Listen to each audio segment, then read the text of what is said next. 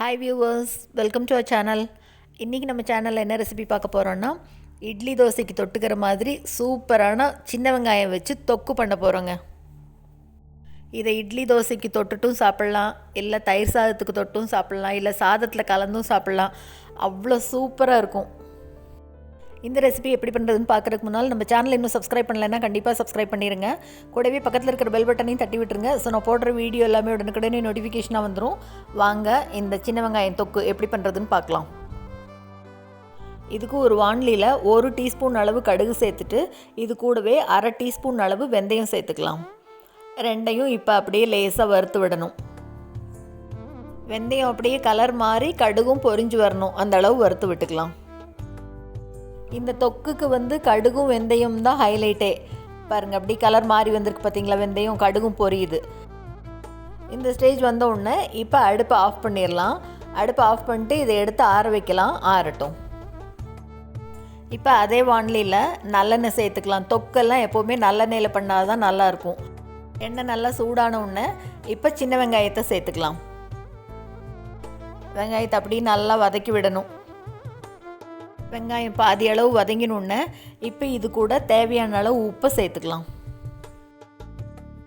வெங்காயம் முதலே பாதி அளவு வதங்கியிருக்கு. இப்போ இதோட உப்பையும் சேர்த்து கொஞ்சம் ஒரு தடவை வதக்கி விட்டுட்டு இது கூட கொஞ்சமாக புளியை சேர்த்துக்கலாம். உப்பு, புளி, வெங்காயம் 3ஐயும் நல்லா வதக்கி விடணும்.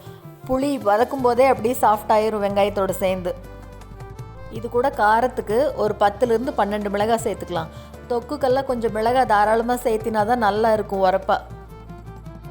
இப்போ மிளகாய் நல்லா உப்பி வர வரைக்கும் வதக்கிக்கலாம். அதுக்குள்ளே வெங்காயமும் நல்லா வதங்கிடும்.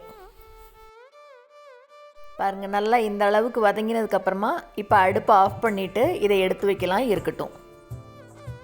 அதுக்குள்ளே இந்த ஆற வச்ச கடுகையும் வெந்தயத்தையும் ஒரு சின்ன மிக்ஸி ஜாரில் சேர்த்துட்டு இதை நல்லா நைஸாக பவுட்ரு மாதிரி பண்ணிக்கலாம். பாருங்கள், இந்த அளவுக்கு பவுட்ரு பண்ணிக்கலாம். இப்போ வதக்கி வச்ச வெங்காயம் நல்லா கம்ப்ளீட்டாக ஆறுனதுக்கப்புறமா ஒரு மிக்ஸி ஜாருக்கு மாற்றிட்டு பாருங்கள், இந்த மாதிரி நல்லா நைஸாக அரைச்சிக்கணும். தண்ணி எதுவும் சேர்த்தலை, நல்லா இந்த மாதிரி நைஸாக அரைச்சி எடுத்து வச்சுக்கலாம். இப்போ அதே வாணலியில் மறுபடியும் நல்லெண்ணெய் சேர்த்துக்கலாம். எண்ணெய் கொஞ்சம் நல்லா தாராளமாக சேர்த்திக்கணும் தொக்குக்கு. எண்ணெயில் நல்லா வதங்கும் போது சீக்கிரம் கெடாமல் இருக்கும். எண்ணெய் நல்லா சூடானதுக்கப்புறமா இப்போ இது கூட கடுகு சேர்த்துட்டு கடுகு பொரிஞ்சோடனே கூடவே ஒரு கொத்து கருவேப்பிலையும் சேர்த்துட்டு ரெண்டும் நல்லா பொரிஞ்சதுக்கப்புறமா அரைச்சி வச்சுருக்கிற விழுதை சேர்த்துக்கலாம். நான் நல்லெண்ணெய் முதல்ல கொஞ்சமாக சேர்த்துட்டு இந்த விழுது பாதி வதங்கும் போது அப்புறம் மறுபடியும் இன்னும் கொஞ்சம் எண்ணெய் சேர்த்துக்கிறேன். இப்போ இதை எண்ணெயோடு சேர்த்து நல்லா வதக்கி விடலாம். அடுப்பை மீடியம் ஃப்ளேமில் வச்சுட்டு வதக்கிக்கலாம்.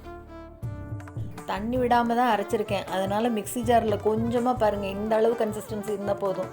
கொஞ்சமாக தண்ணியை சேர்த்து இது கூட நல்லா வதக்கி விட்டுக்கலாம்.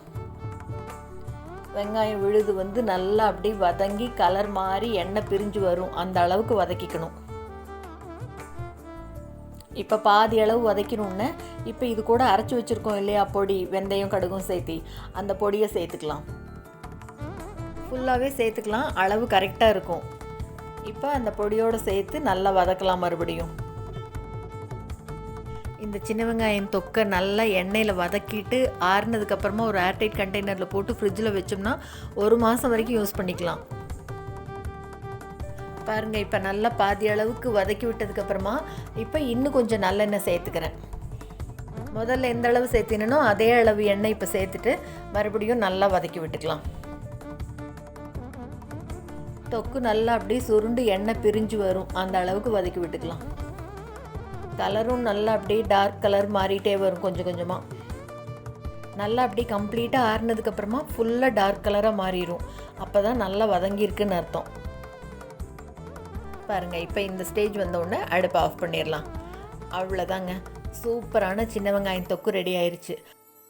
நல்லா ஆறுனதுக்கப்புறமா இட்லி கூட சேர்த்துறேன். பாருங்கள், கலர் எவ்வளோ நல்லா டார்க்காக மாறி இருக்குது. பார்க்கவே இவ்வளோ சூப்பராக இருக்குது பாருங்கள். நல்ல டேஸ்டியான இந்த வெங்காயத்தொக்கை நீங்களும் செஞ்சு பார்த்துட்டு மறக்காமல் கமெண்ட் பண்ணுங்கள். இந்த வீடியோ உங்களுக்கு பிடிச்சிருந்ததுன்னா லைக் பண்ணுங்கள், ஷேர் பண்ணுங்கள், கமெண்ட் பண்ணுங்கள். மறக்காமல் நம்ம சேனலை சப்ஸ்கிரைப் பண்ணுங்கள். கூடவே பக்கத்தில் இருக்கிற பெல் பட்டனையும் தட்டி விட்டுருங்க.